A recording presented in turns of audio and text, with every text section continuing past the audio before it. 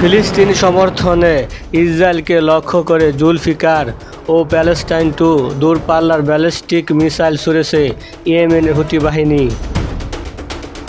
দূরপাল্লার ব্যালিস্টিক ক্ষেপণাস্ত্রের আঘাতে কেঁপে ওঠে তেল আবিবের বেন গুরিয়ন বিমানবন্দর ও সামরিক ঘাঁটি। ইসরায়েলের শহর জুড়ে বেজে ওঠে সাইলেন্ট। হামলা থেকে বাঁচতে নিরাপদ জায়গা ও বাংকারে আশ্রয় নেয় তেল আবিবের বাসিন্দারা। ফিলিস্তিন সমর্থনে ইসরায়েলকে ধ্বংস করার মিশনে নেমেছে ইয়েমেনের হুতি যোদ্ধারা।